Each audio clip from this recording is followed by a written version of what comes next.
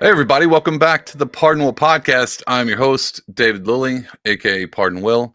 This week is going to be a great week. I have a guest I've been looking forward to having on. We're going to talk about all kinds of stuff, including Jesus, which I know you guys love that. But before we do that, if you like this podcast, and I know you do because you're watching it, and you want to support me, you can go to pardonwill.com and you can purchase this sweet book I just published like a month ago. It's titled By Every Meaningless Measure. It's art, it's poetry, it's all kinds of good stuff smashed together, an accumulation of my last decade of work. You can go to pardonwill.com and purchase that book, and I'll be like, hey, great podcast, keep it up, and you'll look smart because it'll be in your bookshelf with all the other smart people. Just put me next to someone smart. Don't put me next to someone dumb in that bookshelf. Then it's just going to be like, this is where my dumb bookshelf goes. Don't do that. Put me next to like a Tolkien. That'd be awesome. Do that for me. I appreciate it. Like, subscribe, share this episode. You know, all the normal YouTuber stuff, all that good stuff. This week, I have a great pleasure to have on a guest. He's well known in the, his name is well known in the Libertarian movement. He's been involved for quite some time. I've been paying attention to his work. One thing that caught me, just highlighted to me, is he is a fellow Christian, and he's in the liberty movement, which I tend to find myself in that as well. So me and him connect on a lot of grounds that way. He is the host of Biblical Anarchy Podcast. He's also head of the Libertarian Christian Institute, and I think he's also pretty highly involved in the Christian Caucus and the Libertarian movement. All these might be totally wrong. I'm going to have him correct me in just a minute. Without further ado, is my guest, Jacob Winograd. Jacob, did I do that right? Are you like, nope, not affiliated at all? Like, all wrong. Actually, I'm a libertarian Satanist, and I'm here to talk about fix my notes real quick. Yeah, right. Yeah, completely different conversation for you. You got that mostly right, except I am with the Libertarian Christian Institute, but I am not the head of it. The head of it is Norman Horn, is the founder. Doug Stewart is the CEO, but I am one of our podcast hosts at the Libertarian Christian Institute, which our podcast feed is called the Christians for Liberty Network. But I am one of the co-founders of the Christian Caucus. So you got that right. Okay, good. So I didn't mess up completely. Is there anything else I missed that you're like, no, I'm the head of this thing that I don't know about? I mean, I've held a variety of different titles on and off in different groups. I mean, I've been the chair of county affiliates. I've also in the past been a state organizer for the Mises Caucus, but I'm not doing either of those things anymore. So, and I was the chair of the Libertarian Party of Pennsylvania's social media for about a year. Nice. So I got I mainly focused on Twitter and got us from like 3,000 followers to 5,000 followers. So you didn't post anything controversial. You weren't doing anything like that? Nothing, put it this way. The bar of what is controversial for a state affiliate in the Libertarian Party has been set so high that nothing by that high bar. Well, you know what? Sky's the limit. Maybe one day you'll get close. Yeah, I've seen that bar. I tend to call it the third rail. Yes. Because it's getting touched all the time when it comes to state affiliates in the Libertarian Party. Libertarians are a fun breed. I do want to find out, since you're a Christian and you're involved in all these Christian institutes and a Libertarian, can you tell me when those two worlds collided for you? When you were like, hey, either you were a Libertarian first and you were like, hey, I found this Jesus guy, seems pretty rad, or you were a Christian and you were like, hey, I found this Libertarian movement. They're a little weird, but it seems to. Can you tell me when those two worlds met? Yeah, so I started out in politics from the left. I was raised in the church. Actually, I was a pastor's kid, and cool. I never lost my faith, but I definitely had more of a progressive sort of like counter evangelical theology for a while, probably from the time I left high school till coincidentally around the time I became a libertarian. So even though I was raised a Christian, I would say that my faith matured right around the same time that I started going through a little bit of a political evolution, because so I was like a Bernie Sanders Democrat, essentially. Oh, okay. Yeah. And so, like guys like Glenn Greenwald and Matt Taibbi, that kind of that kind of thing, that kind of lefty. So I was always Bernie bro.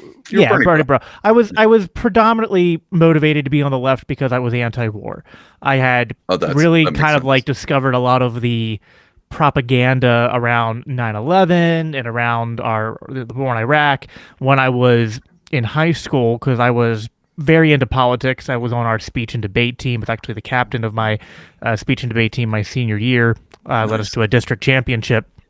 And so like, kind of being political. This was like 2008 to 2011. So so it was around the years of Ron Paul, but I just didn't get enough exposure to Ron Paul. But I was definitely very caught up in kind of, I think a lot of people then were talking about the war in Iraq and how it was clear we had been lied into it. I had my history teacher was a kind of a based progressive, and so like in my AP history class, he taught us a lot about the American foreign policy in the 80s and 90s and things like that, because he was very well versed on that. I remember reading Bin Laden's declaration of war and stuff, and so like a lot of the stuff that you'll hear, anti-war libertarians like Dave Smith or Scott Horton or whatnot talk about. Like I remember, reading that stuff in high school, and it just completely radicalizing me against imperialism, radicalizing me against the military-industrial complex, and I didn't understand economics, so I found myself on the left. But then after. And I didn't understand economics, so it makes sense that I'd be... Right, exactly. I mean, if you're anti-war and you don't understand economics, then there's you a place for you. Yep. Right, exactly. And I started questioning my sort of like progressive identity after Trump, because Trump broke the left and really fractured. And plus, like Bernie Sanders getting really screwed in the Democratic primary. It was like I was already like on the Democratic Party. I didn't want to vote for Hillary Clinton, but so funny story. No one did. I voted for Hillary Clinton because, and this will make a lot of people groan, because Bill Weld endorsed her.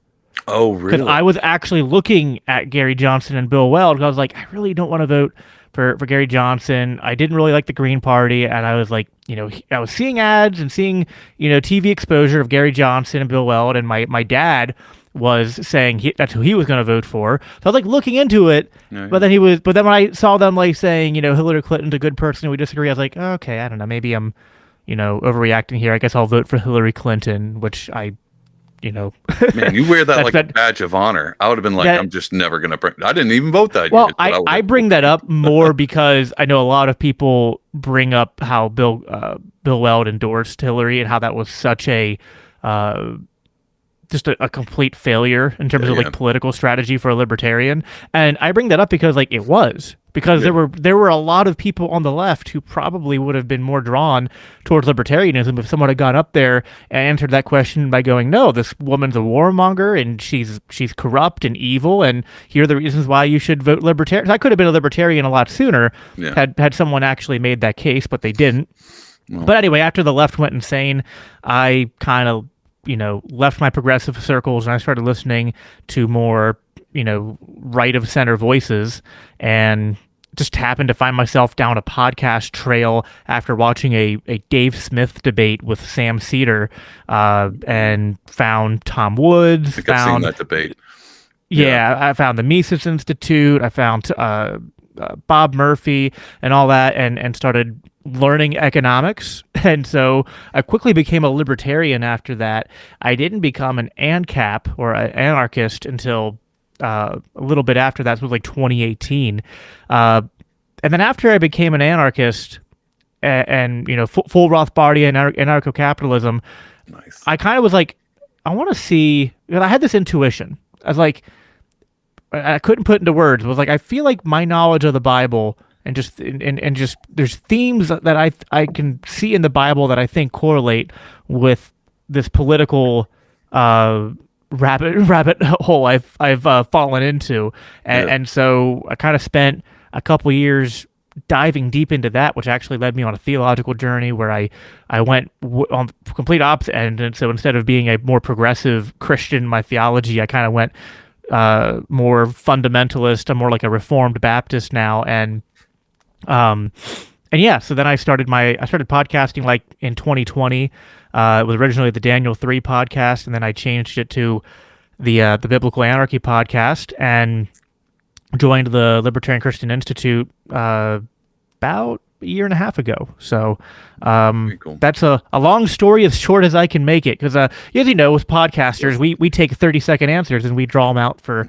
as long as we can. That's your job, right? And that's what I was told. I was like, hey, stop going so fast. Can you take 10 seconds of material and stretch it out over an hour? It's like, you bet I can. You bet I can. Did you say 1 or did you say 3? Because I can do 3, right?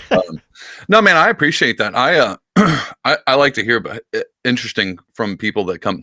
Honestly, you had me at I learned economics, and that came from the left. Just so you know where I didn't actually come that far from the left. I was lo and behold a pastor's kid as well. So I grew up in the church, but I went through a hardcore punk rock phase. And so all during the Bush years, I was in punk bands, and I didn't know anything about politics. I just knew this was kind of my flavor, like these are war crimes, and I kind of understood the political realm in the punk rock era. But I didn't get really political till 2018. I think it was the first time I voted. I did nothing but theology stuff. I was involved in ministry, church planting, and I just studied and read a bunch of theology stuff. And then I found out about 2016, when Trump got elected, I realized that no one wanted to really talk about religion anymore. No one really. I used to have conversations. A lot of my friends were atheists. We would have conversations all the time about religion and God and Jesus. And then all of a sudden, it was that conversation went out the window. It was nothing but politics, and then everything became political. And so then I found myself. I was like, well, if I studied all of these other religions, and started to kind of try to build the bridges between Christianity and Buddhism and Hinduism and Islam, and kind of figure out where they're coming from, so I can give an answer, or at least understand it better to make sure I realized that the new religion was politics. And so that's when I started to get involved. I still don't know anything about economics. I just steered away from the left somehow. I think it was my biblical background. I have a question. So here lately, this issue, and I've spoken to you before, but this issue of Christian nationalism has come up on the internet a lot. And so for those who aren't, this podcast is on the internet, so obviously we're talking to people who are aware, most likely. But I refrained from bringing this topic up even on my own podcast till I caught a clip, and I brought up this last one. I caught a clip of Morning Joe with Mr. Joe Scarborough, astute scholar Scarborough, and his co-host was talking about Trump and selling a Bible, and she mentioned the Christian nationalism. And I was like, this word, and I think they came out with a book, it keeps being brought up in like NBC and CNN. They're talking about it. So I know it's not just the Twitter sphere. Can you tell me what your thoughts are on the term Christian nationalism? And I'll bring that closer into a better question. Do you think it's a political movement or a cultural movement, or maybe both? Yeah, it's find it. I guess that's probably a better question.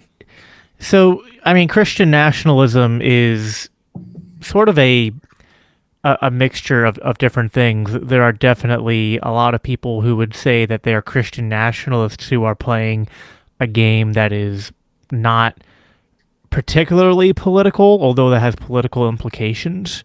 You can say there's like soft Christian nationalism, where the basic framing would be that, well, we basically need to just reinstitute Christianity as the driving force in our country, and we need to be a Christian nation, and the only way the Constitution works, and the only way that limited government can work, the only way that we can have a functioning society is one based on a people that is primarily Christian.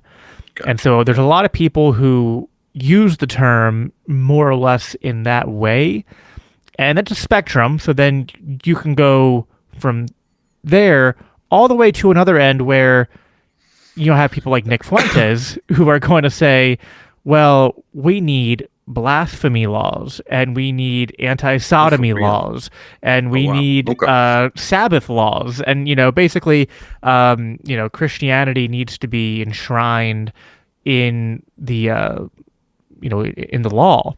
Yeah. And then there's a whole lot of different grades or variants in between there.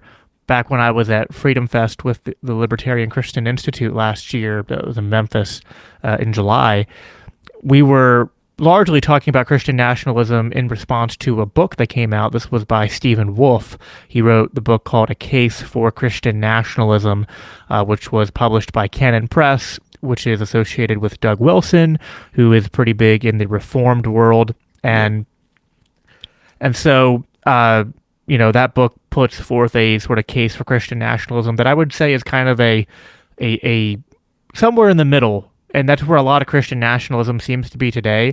I would say most Christian nationalists are not full-blown Nick Fuentes, but there's a bit of a Mott and Bailey approach here, where a lot of times the leading pitch is, well, nationalism is just a nation, and we want people to be Christian. So, we just want to have a Christian nation, right?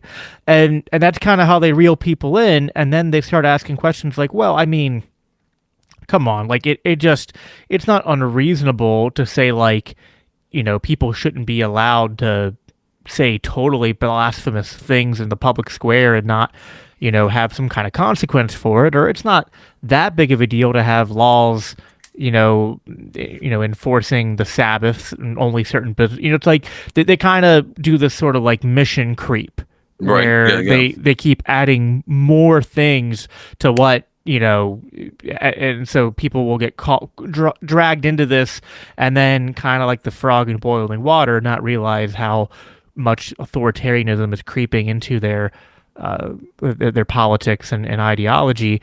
And I would say it's largely been alluring to a lot of Christians and even a lot of conservatives who I think are more or less LARPing as Christians, or they're like cultural Christians, not what I would call like a cultural Christian. You mean like Richard Dawkins?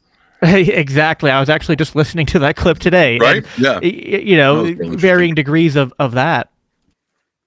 But yeah, so and people are, I think, allured to this because they see the excesses of the left, and they feel like, well, in order to combat this growing kind of woke progressive mob, we need to have a basically counter collectivism. And I've had actually people will use that term. It's like, we're going to have collectivism, we're going to have authoritarianism, we're going to have tyranny, and so we have a choice.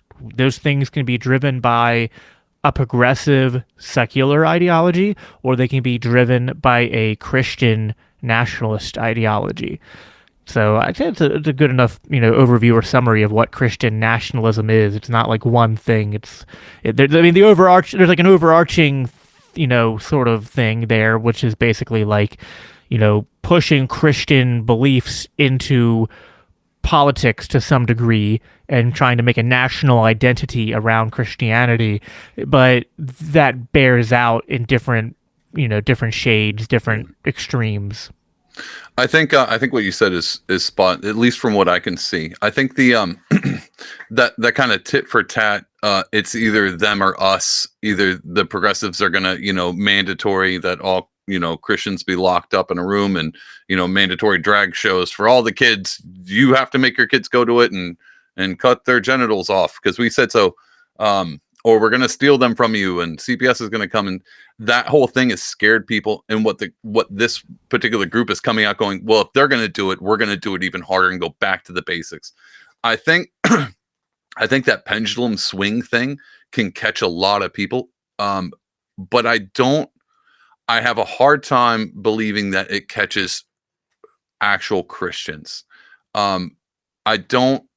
Where do you think the Christian, like, we need a Christian nation, that line for an actual, say, just a normal Christian, they're like, hey, don't you want prayers back in school? They're like, yeah, I would love that. Wouldn't you want a Christian president who, believes in Jesus? Like, yeah, well, I want that, Jacob. I want these things.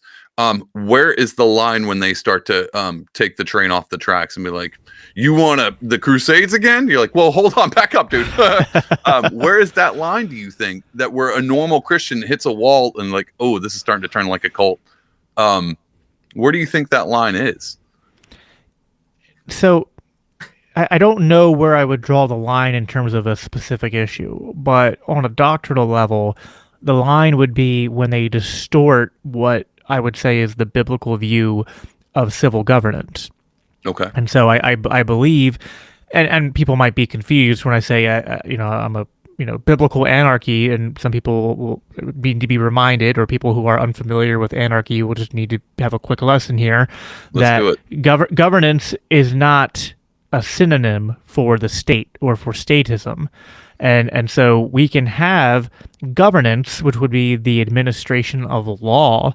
And there's a saying that anarchy does not mean no rules; it just means no rulers. And so what anarchism, which I think is the fullest expression of libertarianism, but what it ultimately is at the end of the day, is the belief that the enforcement of law, the enforcement of the non-aggression principle or of property rights, needs to be done in a way that is consistent within its own legal framework, meaning that we cannot violate the law that we are trying to enforce en route to enforcing it. And the problem with a state is that it is the introduction of a monopoly of force that is created through the initiation of violence, and without consent, without obeying proper legal norms of property and contract and voluntary arrangement. And so now I could back off of that and even try to put on a minarchist hat and say that at the very least a biblical view of civil governance could even involve like a minimal state or a night watchman state, but at the end of the day, whoever is in authority is only given that authority by God to administer very specific things. And they are there to protect the innocent and to carry out justice against the evildoer.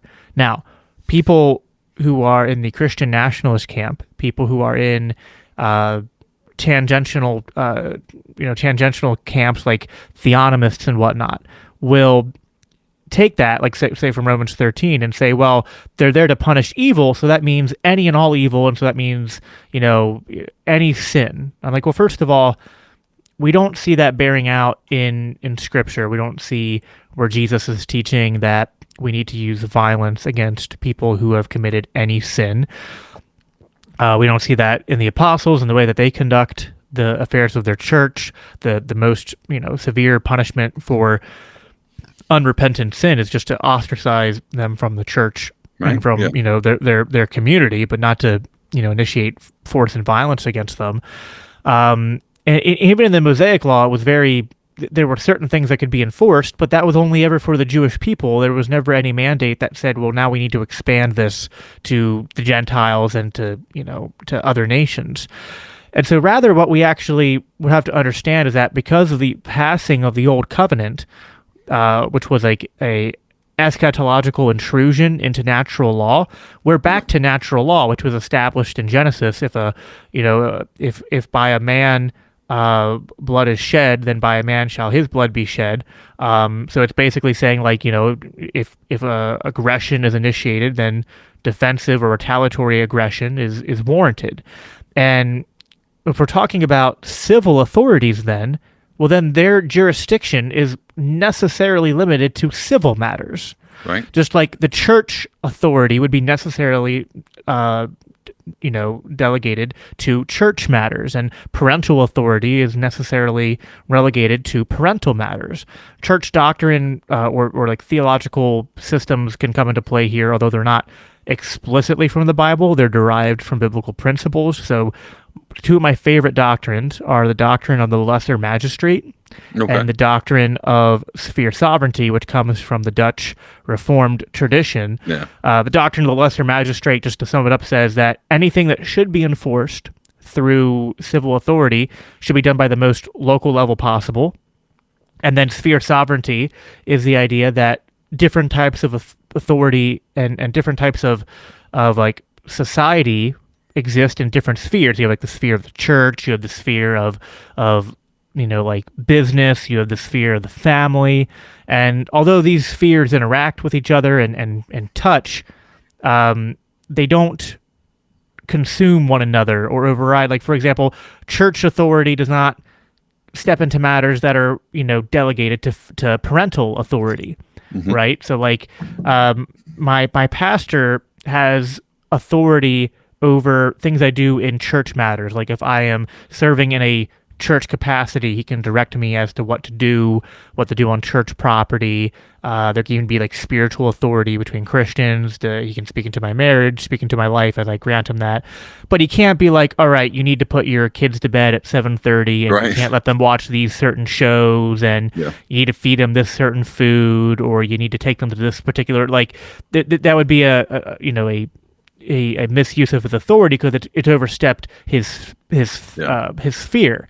In the same way, civil authority is relegated to civil matters, and so that's what Christian nationalists and similar types are missing when they're reading Romans 13. Romans 13 does say that God institutes authority, and there's all different types of authority. But if we're talking about civil authority, that means, as described by Romans 13, that they are prescribed to wield the sword to punish evildoers, but they are not a terror to good works. And again, in the civil sense, to do good means that you're not violating anyone's rights.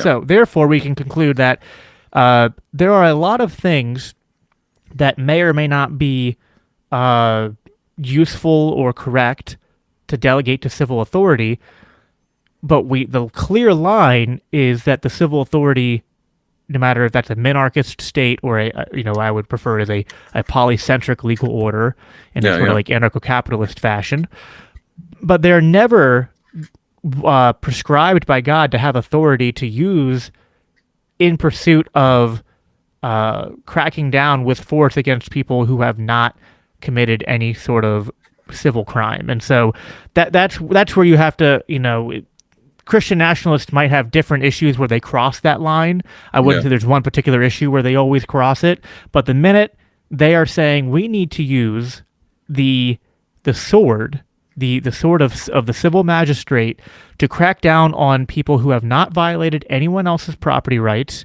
who have not initiated force against anyone, and not in the enforcement of some kind of voluntary agreement or contract, that is where the line is being crossed. There are certain things where there might be some gray area, like, if a local community wants to have Sabbath laws, there might be a way to do that in a way that doesn't initiate force. And so this gets into, different ways of prescribing different rules and whatnot. But the minute that not be a social credit score, but like, dude, you missed church, you only get one slice of bread this week. It could be more like financial incentives or things like that. But put it this way, what we have to do, and this is something libertarians are good at and Christians need to get better at, is stripping away language designed to obfuscate reality. Right. The state is sort of a fictitious entity, and it's a shorthand that really describes a group of people. Yeah. And so anytime we are, and listen, I'm all for law, right? So law is basically that which comes into play when there is conflict and enforces what is just. We try to find a just outcome to the conflict. If someone is trying to burn your house down, well, then it is obviously within, Christian and libertarian, legal theory to say that you are warranted in having a law that would say that they're not allowed to do that, which means you can enforce that law through force, which means that so if someone's trying to burn your house down, then you with a gun or men with guns are justified in preventing that or responding to stop them and to subdue them. That's what the law is. The law is basically whatever you would justify the use of force or pointing a gun at someone to compel them to do. I would use force to compel someone to not burn my house down. But you will not find any biblical standard that says that we should point a gun at someone because they decided to, keep their bakery open on the Sabbath, or because they took the Lord's name in vain, or even if they're in a sexual relationship that goes outside of what is considered moral by biblical standards, so long as it's between consenting adults. I mean, outside of consenting adults, we always have the wood chipper, as libertarians like to talk about, and that's different because that violates consent, and that the thing I'm referencing here, and libertarians have the wood chipper. The Christians have prolonged baptism, where you just go under and you just don't let them back. Right. That's the Christian version of the wood chipper. So if someone comes after your kids, there are sexual relationships or sexual activities that violate consent, that are aggression. But if it's two consenting adults engaging in behavior that, by biblical standards are sinful, the civil authority doesn't have anything to say about that. Church authority has something to say about that. The moral law of God has something to say about that. But those are matters for God to judge, and matters for, if they're in church, for the church to have a say on, but not matters where we should be prescribing men with guns to come in and use force to compel a change in behavior. Well, I mean, going back to if someone's standing outside, this is where I think this is where people get caught up, right? They get caught up in a little bit of the fanatical. Is when this conversation, someone's outside my house trying to burn it down, I technically have the right and justified in stopping that person by what means of force that I deem is necessary. And then the Christian nationalists will come to you and be like, dude, they're burning our country down, in some cases literally. And then you go, okay, well, no, maybe we do need a force. But even all of the things that you described, even these social, local things, we're like, well, Sabbath laws, how would that work? Would there be incentivization? We're already seeing that on a secular scale, on the flip reverse. And then you have hate speech laws, hate crime laws. I still haven't figured out what hate speech is technically. I don't even think we've defined it. We're not defining these terms. We're just slapping things on top of them, of being like, well, we don't know what hate speech is, but this is how much you're going to have to pay, or you're going to jail for this much time. But as much as you can't define hate speech, how can you define blasphemy laws? Because blasphemy by whose standard? Exactly. Is it the Baptist standard, or is it the Catholic standard? Yeah. Or is it the Eastern Orthodox standard? Or is it the charismatic Episcopalian churches? I mean, there's so many different. Yeah. If you say crap, you're going straight to the jail. Straight to jail. Right. So I mean, there's no consistent standard by which we can define what is or isn't blasphemy, just like we can't define what is or isn't hate speech. And as far as they would say they're burning our country down, this is again where language is being used to obfuscate reality.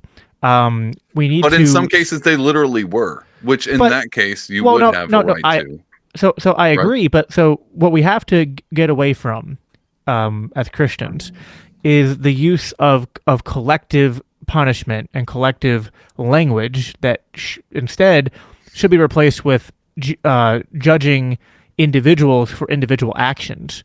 So if you see people rioting in your streets and burning businesses down, yes, use the appropriate amount of force to subdue them. And by appropriate, I mean, you can use men with guns. I wouldn't, to make a comparison, because I think it's useful to draw this comparison. You could describe the rioters as a sort of domestic terrorist, right? What other nation states do in pursuit of sort of domestic or local terrorists is bomb entire city blocks down. Right. I wouldn't authorize that. So there is a limit to how much, you can't in your response create more victims. Yeah. The collateral damage isn't something that the Christian should find acceptable, but using the correct, precise amount of, strategic force to subdue people who are rioting and burning down property and threatening people's lives, that's just.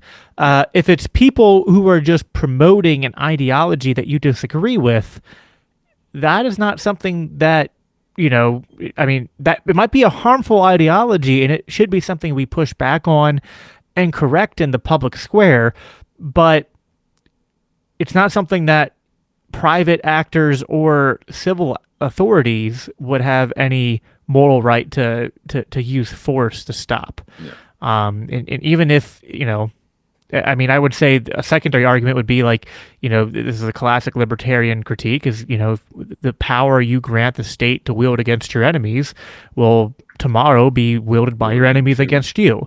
Yeah. But even if somehow you could argue away some way you could keep the power and not have it be wrestled away from you, which good luck with that. Yeah. But even if you could, you still wouldn't be morally justified in doing so. There's nothing about someone just uttering words that, I mean, unless the words are like threatening, like I'm going to kill you, like, so I guess, the Christian nationalists will try to, like you said, they'll try to push that, be like, oh, well, if they're promoting, transgenderism for kids, they're promoting violence. And I mean, to some extent, I understand where they're coming from. I mean, that's not, you could draw those lines and not have to go very far to draw them. And I think, right? Like that's kind of where I get to this, because what I'm trying to figure out, and we'll go to, what I'm trying to figure out is how, because I'm watching it in real time where Christians are falling into a little bit here and a little bit more and a little bit more, and kind of understand the pendulum swing, and rightfully so. What gets me is the dividing line of going, okay, this is within the Christian realm, this is within a political run, and there is a line between being a Christian and being a Christian nationalist, and that line, I would say it's a little bit more in depth than just the nap, right? I would say it has to be a theological doctrine on it. There is an aspect, this is why I like Christianity and libertarianism, because libertarians are very much involved in a volunteerism of all things. And I think Christianity at its core is voluntary, like at its basic core.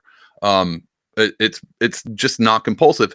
And I think what confuses me, this is a side note, if Christian nationalism, if I take it at a face value, like blur it a little bit, I might not be able to tell you the difference between it and Islam, or at least the radical, faction of Islam. And I'm not sure if people notice that if you blur it just a little bit, you would not be able to tell the difference.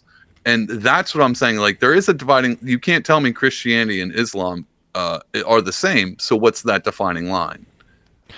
Yeah, and I would say that the dividing lines between Islam and Christianity are, one, that Islam is much more explicitly a conquering religion, and historically so, and not to say that all Muslims are advocating canceled. No, I'm just... not to say that all Muslims are saying, well, we should go conquer other nations and whatnot, but their religion, I would say, to a greater extent than Christianity or Judaism, doesn't have the same moral substrate built into it in terms of not using force to achieve ends, even political ends. I think the biblical narrative of as a whole is very interesting.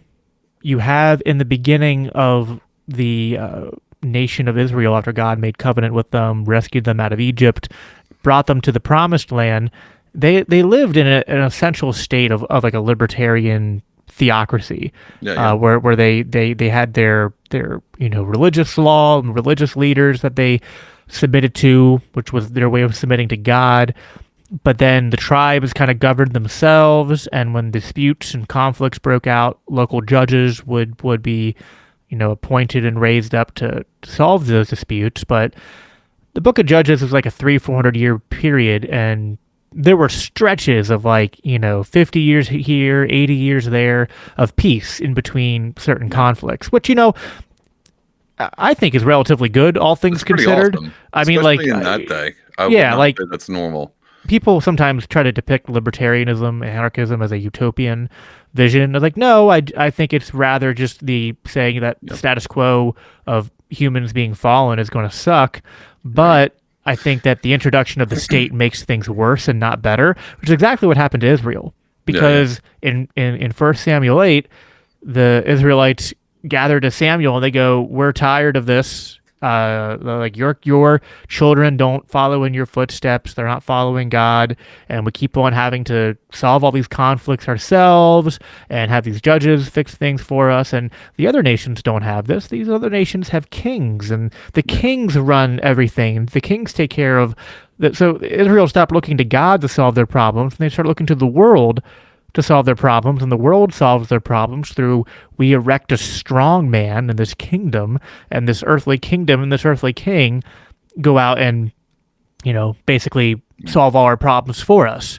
And God tells Samuel to warn them, like, you don't want this, because first of all, you're rejecting me as your king, just as you have worshipped golden calves and idols, after I rescued out of Egypt. This is the same thing. Then also, this king that you want is going to take the best of your fields, the best of your livestock. For him, he's going to take your children and make your children fight on the front lines of his wars, and you will be his slaves. Sounds so familiar. I have no idea what this is. Yeah. Right. Yeah. It's a good thing we don't live under anything like that right now. Right. Yeah. Right. Yeah. So Israelites don't heed the warning. They get a king, and things. I mean, even under King David leads them into sin. Saul's obviously a disaster. Solomon starts out okay, and then it's a disaster. And most of the kings, like 3/4 of them, lead the nation into idolatry and into sin and away from God. There's points of time after the institution of the monarchy where there's only one person who's really following after God, right? Like one point, like Elijah's by himself. Yeah. And so it's true. It's so true. Right. The point I'm trying to make here is like walking through biblical history here is that going back to the beginning, we see that even when a state was instituted, it wasn't a good thing. Yeah. And then God was like, all right, fine, we'll try to make this good. Like God gave them provisions for how the king's supposed to act. But he didn't do it. He gave them laws that they were supposed to obey the laws, and it was supposed to make them better. It was supposed to perfect them. It was supposed to make them righteous. He called, in Exodus, he called them to be a royal priesthood, but they failed. Then we get to Jeremiah, and God says in chapter, I forget the exact, somewhere in 31 or 32, that, speaking of the Jewish people, that they have broken the covenant. They have turned their back on me. But he said, but this isn't the end. I am going to make a new covenant. And that's where Jesus comes in. Yeah. And Jesus in his new covenant is the new Israel, according to Galatians, and it succeeds where Israel fails. But then what is the example that Jesus gives us? Jesus doesn't come and institute another kingdom. He says, my kingdom is not of this world. He says, if you want to be the greatest among you, you must become the least. If you want to be the leader, you must be a servant. You must become a servant to all, just as I have come to be, not to be served, but to serve. He literally tells the apostles not to be archists. He says, don't be like the Gentiles. This is Mark 10:42. Yeah. Don't seek to be like the Gentiles who want to seek positions of power to rule over one another, but rather you must serve one another. Jesus doesn't come to conquer, to conquer people. Rather, he comes to conquer sin and death and to set people free from the bondage of sin and death. And then his kingdom is not based on power and tyranny and compelling people to do what is right. Rather, it is based on the Spirit and based on servant-like leadership and based on leading people through your acts of service. And so we don't get, that's Christianity, right? That's like the biblical narrative summarized. And I don't see where you can get from that a prescription of, what, when the Jews tried to use the state to institute righteousness, it totally, utterly failed. But if we do it, it'll work this time. Yeah, the thing that throws me off, it's not as if we can't even look back in history. And this is the kind of thing that irritates me. You know that meme where it's like, well, real communism's never been tried. Right. Yeah. Well, I think about that with these Christian nationalists who are like, well, we need a Christian nation. I was like, bro, we had that. And you remember how that went? And they're like, we had several. But real Christianity nationalism has never been tried. It's like, and that was initially my response to this idea. Number one, I think, and me and my pastor ministry friends, we always get in this a bit, it's not a debate. a bit of a topic discussion of whether or not it's beneficial that we have so many denominations, especially in a Protestant realm, versus having like a Catholic church with bishops and a hierarchy. And I have conversations with Catholics all the time on how they're like, this is way better. You Protestants have weird stuff going on over there. But at the same time, I almost feel as if that's a divine providence that we have so many denominations, because if you were to do something like Christian nationalism, this division between most Protestants in this, it would only work if it was Catholic. You can never have, I mean, you could try to do a council, be like, well, we have a council of the Anglicans, the Lutherans, the SBC. And then if you did do a council, it'd just be Nicaea all over again. Not much would get done without somebody getting punched at one point in time. And so I think it's a God bless thing that we have denominations and different flavors. But going back to the Christian nationalism thing, it's not as if we don't know where this leads down to. That's number one. And the other thing that I think is, this is the part that makes me the most nervous. And this is why I question, and this is where, because I try not to do this because there's not a lot of Christians out there, but I question their belief in some aspects when it comes to this hardcore Nick Fuentes Christian nationalism, because it almost as if they don't care as much about people being saved, but more about clean roads and tidy schools. And I'm like, well, if you do have, if the trains do run on time, Nick, how many people are just going to never even meet Christ, but the streets will be clean? Like, what kind of message would that be? It was like, well, we'll have people coming to Jesus all the time through what? Like, through what? That's my point is the focus is not on the gospel or the kingdom to come. It's right. We need to make the kingdom right now. And if we have this right now, then what? People are going to be saved. I don't understand how you take America being hardcore Christian and the salvation of souls. Now, maybe again, the streets might be cleaned, but I don't know where the salvation of souls enters into that. Can you help me with that one? Or am I just... No, I mean, I think you're spot on. I don't know, so Stephen Wolfe tries to put it this way. He basically, and it's weird because Stephen Wolfe is Reformed, which I am, loosely Reformed. And so like the Reformed tradition would say that God has total sovereignty over who is saved.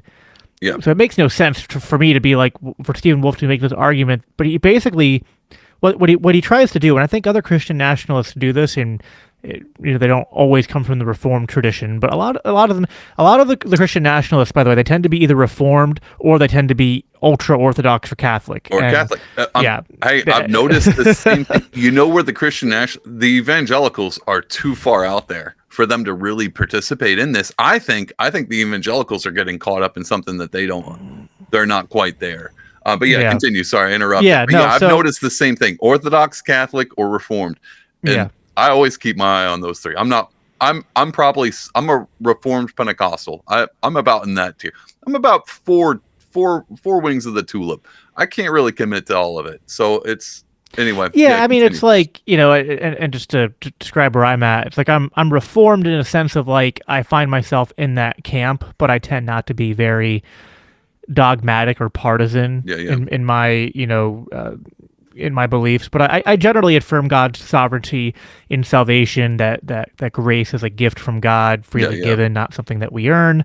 Tulip, I mean, it can be useful. It's not necessarily a dogma that I would ascribe. I find myself in those camps all the time. I just normally don't stick around long because those are awful parties. They're terrible parties. So Calvinists are a lot like objectivists, where it'll be like, hey, I like Calvinism. I don't like a lot of Calvinists. Yeah, I like objectivism. I like Ayn Rand. I don't like a lot of Randians and objectivists. Of course, I do love that there are good Reformed people out there. Like I love my my cohorts at LCI, Greg Baus and Gary Baldwin. They're Reformed like me. They're actually the host of what's called the Reformed Libertarian Podcast, and I think the three of us do a very good job at honoring what I would say is the true Reformed traditions. I don't think it's anything wrong with Reformed theology. To be clear, I think the problem is more that a lot of people only study certain kind of niche aspects of Reformed theology and then mix in a lot of worldly stuff and a lot of their own kind of like esoteric specific readings to kind of promote, distortions of what I would say is true Reformed theology. But so like people like Stephen Wolfe will say we need to use the state almost like a sacrament. is basically what they're saying, is that in the same way that like the Lutherans would say that baptism is like a means of grace, that basically like we need to use the state and the law to create the conditions that incentivize Christian like behavior and Christian like values, and through people being incentivized to act that way, this will, usher in God using this environment to save more souls. And I just find that to be a very super strange coming from a Reformed. It's very strange coming from. I'm using the term Reformed a little loosely here. I mean, he uses the title to describe himself, but I mean, put it this way: he opens up the book by saying, "I'm not going to do any scriptural exegesis in this book," and I'm just like, "This doesn't sound like a Reformed." I was like, "What?" What? Hey, can I ask you a question? Can I ask you a question about this? Because I didn't read Stephen Wolfe, but I did hear about him through a James Lindsay podcast. This Stephen Wolfe guy, what do you think he wants out of all? You read the book, you kind of understand where he's coming from. What do you think is his end game?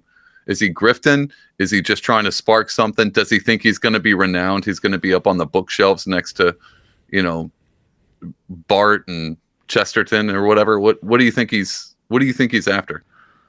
So, I mean, I've read his book. I've listened to a couple of his interviews. I can't say I know his heart or mind and what his goals are. To be charitable, Stephen Wolfe and other Christian nationalists and theonomists can sometimes be fellow travelers in certain regards. So, like, there are certain things where Stephen Wolfe and I and other Christian nationalists will find ourselves on the same side of an issue. For example, we are all united in sort of like anti-interventionism, and even some of them would go as far as to say they're anti-war. So, and Stephen Wolfe's in that camp. He actually describes himself as like a paleo-conservative, which they're very, very much like Pat Buchanan and whatnot. A lot of paleo-conservatives were kind of aligned with libertarians back in the day. People like Tucker Carlson today are kind of like a modern revival of paleo-conservatives. Not to say that I agree with them on everything, but like that's one area of sometimes, kind of, loose agreement.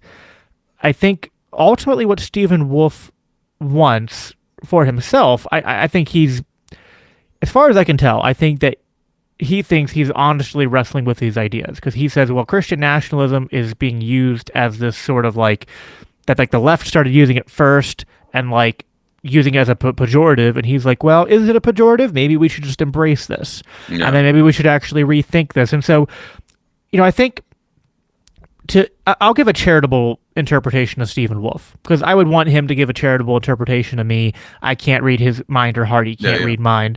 If there's more nefarious things going on there, that's between him and God. But to give him charity as a professing believer, even though I've been very critical of some of his views, I think from what I remember of his book, he's saying that Christians are being pushed, having pejoratives being thrown at us and being bullied, and that a lot of evangelicals, a lot of Christians, a lot of Protestants have been content to sort of like take a back seat in society and to let secular people and secular powers take over institutions, take over the culture, and Christians have basically said, well, we should turn the other cheek to this and just kind of let it happen. Doesn't matter how bad things get.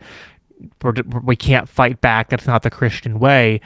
And Stephen Wolfe is more or less convicted to say this is wrong, that Christians should have an active role in shaping the world. And this would be another area, just like the anti-interventionism, this would be like an area of like where I would say, well, I agree with that sentiment. Right. Where he goes wrong, I think, is in the prescription of what does it look like to transform the world. So like, listen, within, actually I just finished this book. It's Engaging the World with Abraham Kuyper. So within the Reformed tradition, you have the Dutch Reformers, and Abraham Kuyper being kind of like the head of that. So you have Kuyperianism, which is also sometimes called ism for friggin' everything. There's always an ism. One day, Right. I hope I have an ism on the end of my name. And I hope it's not something awful. Watch it be something awful. Be like McCarthyism. It'll be used as a pejorative. Be like that Lilyism, and be like, oh no, God, no, not Lilyism. One day. But yeah, sorry, continue. No.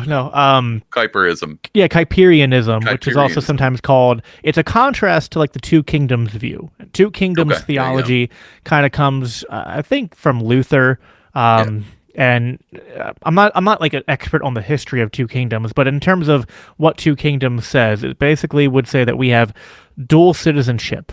That we are citizens of the kingdom of heaven, but that we also are citizens of the nations we find ourselves in, and we have this dual citizenship, this kind of dual loyalty, and we submit to these kingdoms and should obey their laws and not cause any trouble, and just kind of view ourselves as like exiles in this foreign world, and just kind of like, the world does its thing and builds its kingdoms, and we live in them and we participate in them, but then we also do our Christian thing in our churches and whatnot. But that these two are kind of mostly separate.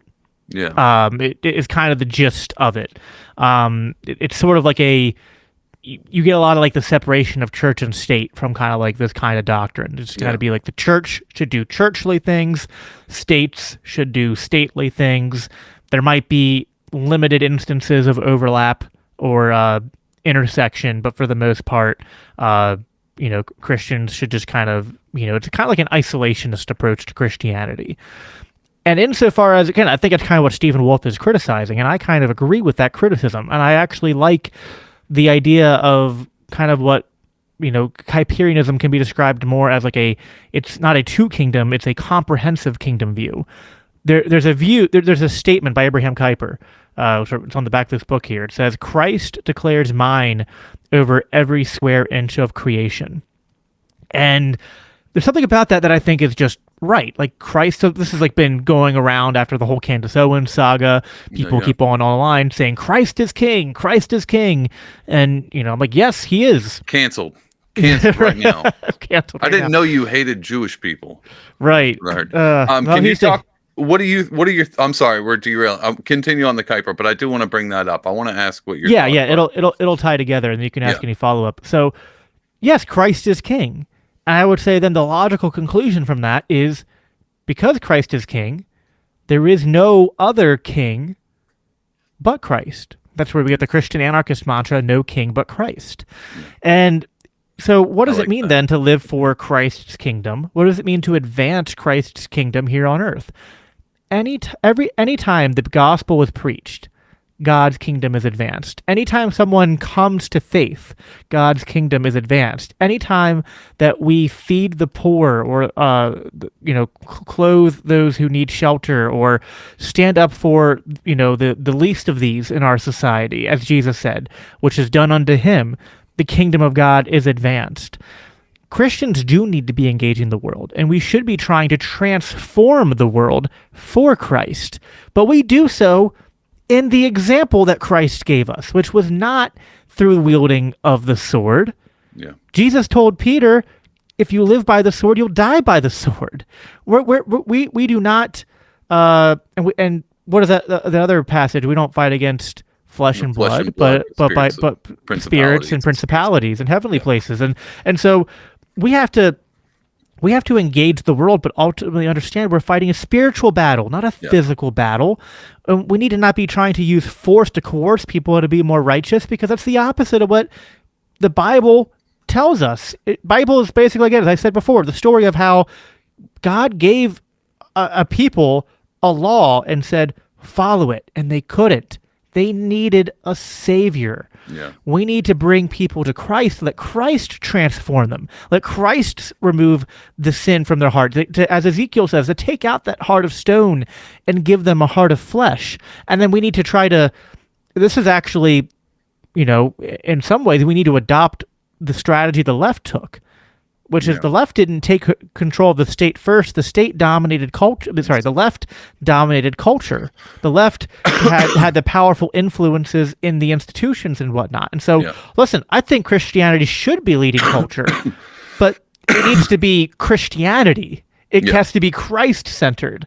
And so that means that, we do so again through that through the model of how we serve the world. And it's through our service to the world that we will transform it for Christ. And then because politics is downstream of culture, governments and whatnot will be transformed by that as a consequence. But if we try to put the cart before the horse and try to, force government, enforce the law, force the norms of society to be Christian before people are Christian, as we see throughout biblical history and world history, both ancient and contemporary, it does not work. But basically the Christian nationalists are basically saying, but maybe this time it'll work.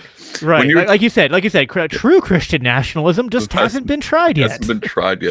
I had a conversation with a friend of mine, and he was like, "Why do you think a lot of Christians don't enter into politics?" And I think the same reason there's not a lot of hardcore Christians entering the politics is because I think it's the same reason why a lot of business people don't enter into politics. They're fine doing their thing, often their own little thing. Not bother anybody. They have their church, they have their family.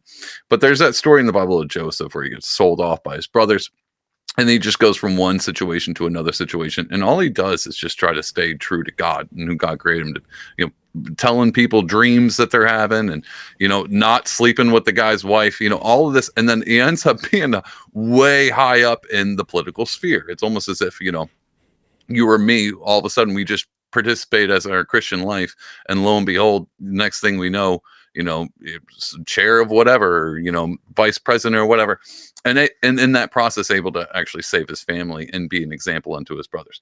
I think about that as a great example of how Christians should participate in politics. I don't think they should stop from entering in. I just think go into politics and be true to exactly what that is, without having an agenda outside of I'm going to do the right. I'm going to tell the truth when the truth needs to be said. And I'm going to do the best I can with that. Now, my second thing is the Christian nationalism. Did you watch the Jordan Peterson interview with Destiny? Did you watch it? Yes, I did. Yeah. Do you remember that there's this phenomenal part where they're talking about, I think he's talking about force and how the only way we understand things is through force. And he's like, the church is the same thing as the government. And Peterson's like, well, they don't lock people up. It's like they don't kill people with an army. And he just lists all these things about what the church does that is not like the state. And I thought that was a great understand and timely too, because it came out like last week. Timely to understand this Christian nationalism thing. All the things he pointed to Destiny, he did that in refute to saying the church is better than the state.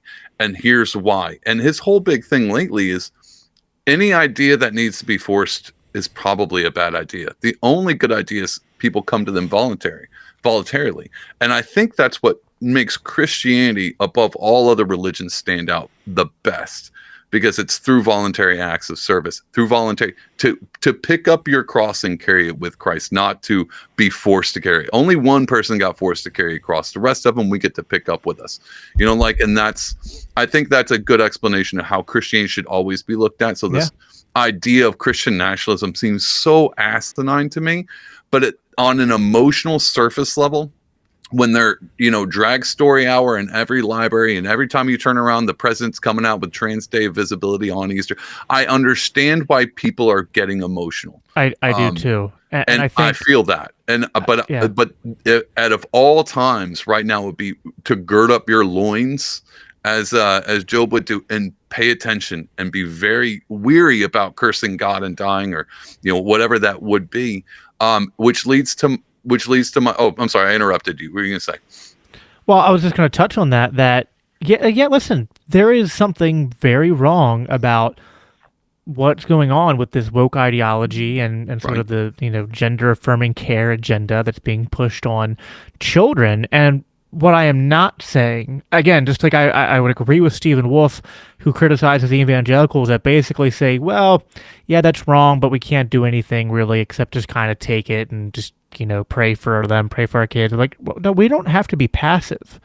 We don't have to, I'm not a pacifist, by the way, but I always hate when people equate, because even pacifism doesn't even say to be passive, because the root of pacifism is to pacify. Yeah. And although I'm not a pure pacifist, I'm not against defensive force. I would say that ultimately the Christian's goal should not be to do anything in sort of a mindset of winning, but rather it should be to, what are we called to do? To be peacemakers. So that should be our heart, right? Our heart shouldn't be like victory or domination of our enemy. It should be peace, and it should be reaching, those who are persecuting us. We should be praying for them, speaking what is true, and hoping that, that they can be brought to the truth of the gospel. But what we do then practically, well, first of all, we have to understand how this problem happened. And I mean, this problem is a creation of the state. Right. It cannot be solved by the state. The state is incentivized at this point to create a class of people that are dependent on it at every level. So they're creating a class of people who are, educated in public education, which is like miseducation, which is like making them like mindless drones. Yeah. And so they kind of rely on state programs and institutions. And then I would also say that there's a greater agenda beyond just this, woke trans one, to make a class of people who are dependent upon sort of like the healthcare wing of what's essentially the state at this point. Because, I mean, people don't realize, but after the Affordable Care Act, our healthcare is essentially nationalized in every sense except in name. And the pharmaceutical companies are a big part of that. And so essentially, we're trying to create a class of people who are mindless drones and are enslaved to state institutions and reliant on pharmaceuticals and drugs and different. That's why for a lifetime. Lifetime. Right, exactly. Yeah. And so the way to combat this is not through trying to wield that power back in the opposite direction. Just like in Lord of the Rings, the way to defeat Sauron was not like, well, what if we just take the ring and use it against him? But that was a constant theme throughout it. Everyone seemed to be drawn to, and it's almost, I mean, Tolkien was right on that. It's not as if we're unaware of how intriguing that is, that power to take the state. But if you look at it in that aspect, every time we need to take power, if it's our turn to take power, every time in the book, it's like, this is not, it never goes well. And you know it right off the bat, because Gandalf tells you, it's like, this, I cannot touch this, because he knew even him, Gandalf, the Grey, would have turned evil instantly. And that's the point. I love that analogy, because it's such a good point when it comes to power in the state. Let me wield it. I mean, Boromir was right. Like, we could defeat we've been holding back the walls. Anyway, I'm not going to go to Lord of the Rings real quick, but it's a great analogy. It's a great, and Tolkien was essentially an anarchist in his writings. Yeah. He said, I don't think he was like a full Rothbardian anarchist, but he wrote at one point that my political beliefs were essentially, more and more as time goes on, leaning towards anarchy. And I think that plays out in his, in his world, the world he built, the story he wrote in Middle Earth, in Lord of the Rings, and like we cannot. So the solution then in our world is, well, ultimately, one, I would say homeschool your kids, get your kids out of public schools immediately, and opt out of as many state institutions as you can, and protect your kids. Now, what do you do about the ones that can't get out? Well, no one is saying do nothing.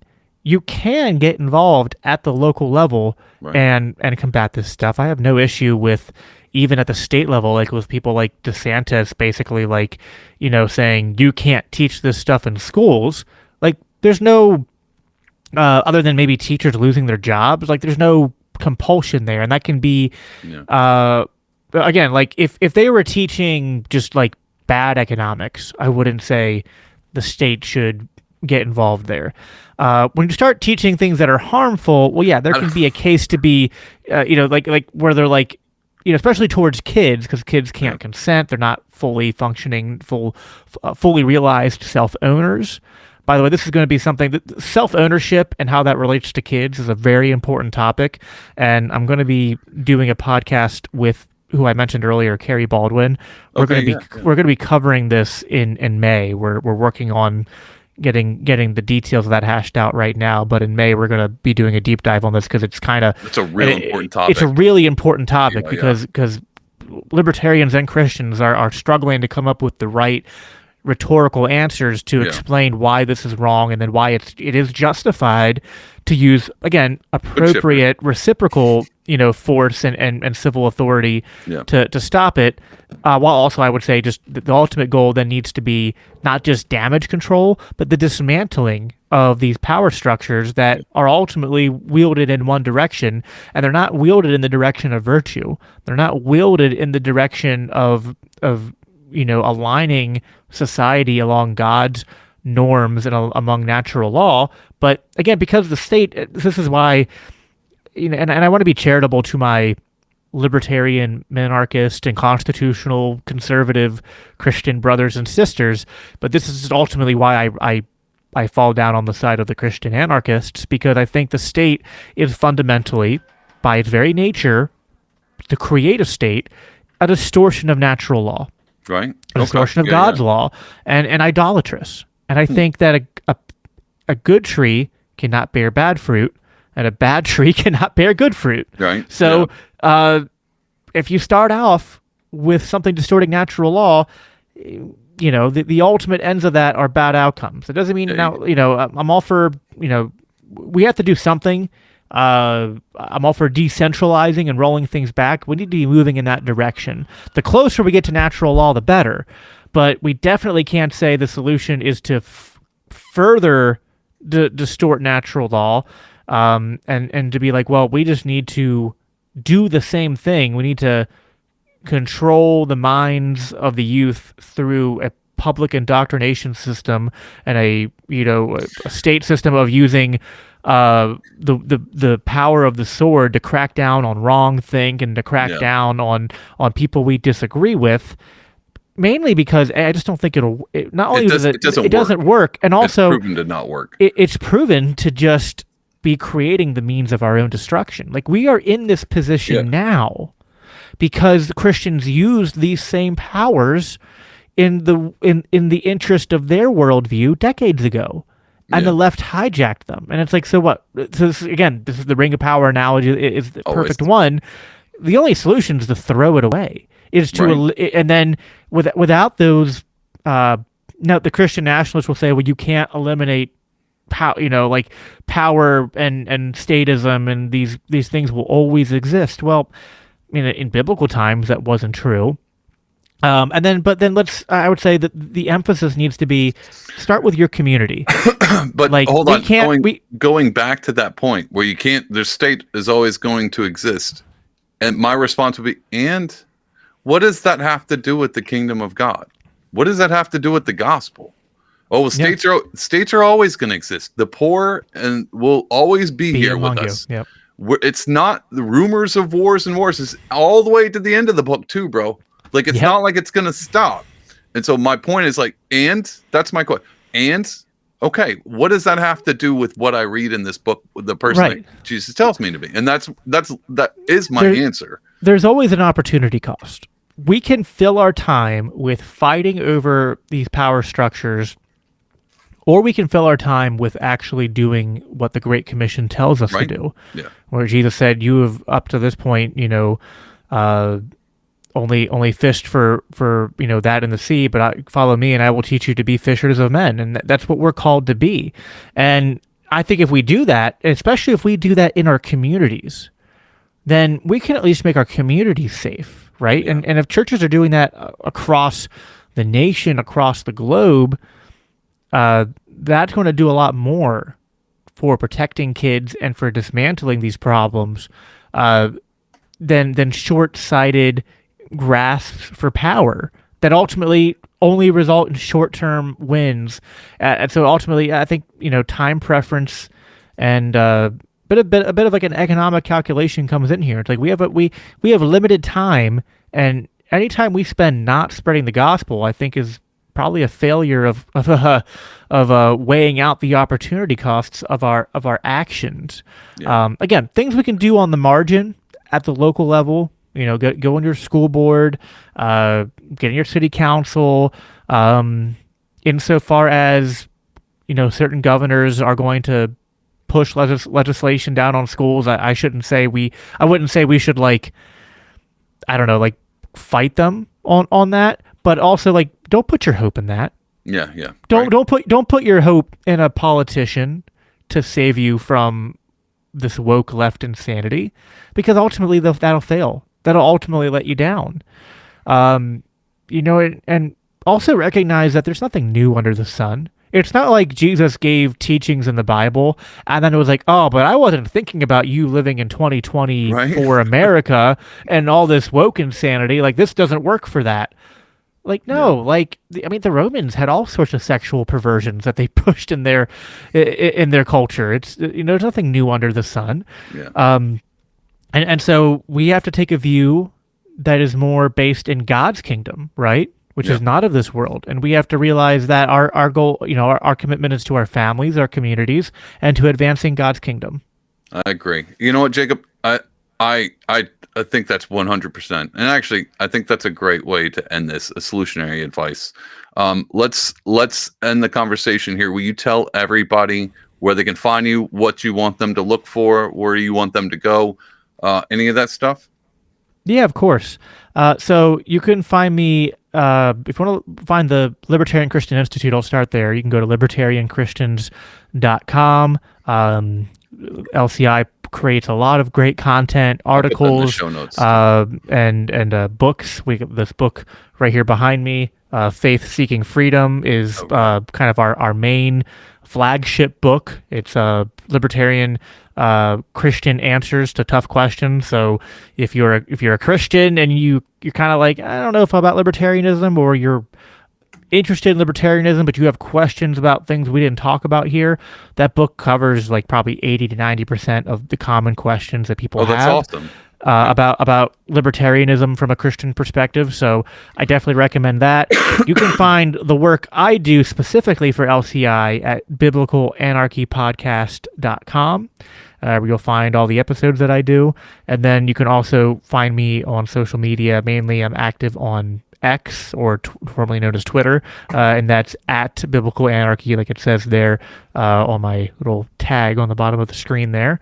And I would also, as it pertains to this subject, I would heavily recommend that people go back on the Libertarian Christian Institute's YouTube page, and it should be on the website too.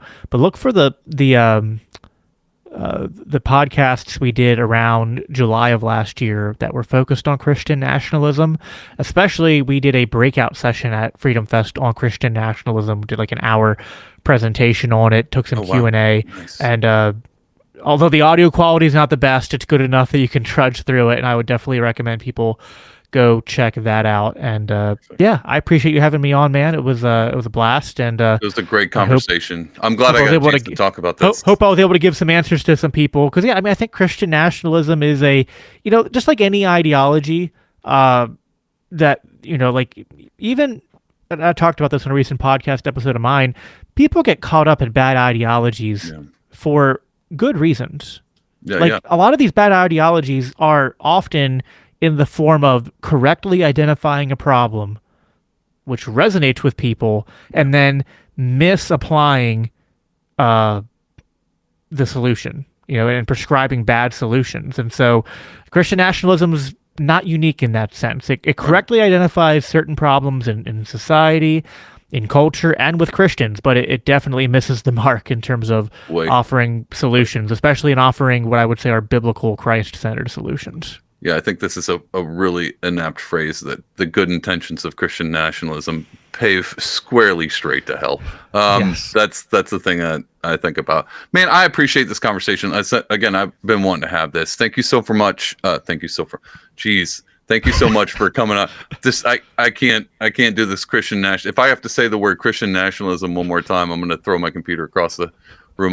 Don't say it 5 times, and if you say it 5 times in front of a mirror, Nick Fuentes shows up. Right? Witty blasphemy laws. Get away. Anyway, dude, I loved having this conversation. Thank you so much, man. I appreciate it. Thank you. All right, everybody. Thank you for tuning into this episode of the Pardonable Podcast. I'm glad I finally got to hash that out. Kept talking about it on the live episode, or the live podcast, which is on Sunday nights at 8 p.m. I'm rarely on time, but I do show up. Check that out, Pardon Will Live, Sunday nights, 8 p.m. Thank you for tuning in. Like and subscribe. Share this around, especially if you're Christian and you got some Christian people asking me, like, what is all this Christian nationalism thing they keep talking about on Morning Joe? Boom, send them this podcast. Anyway, hope you guys have a wonderful week. Love y'all, and stay safe and read your Bible. Good Lord, read your Bible. All right.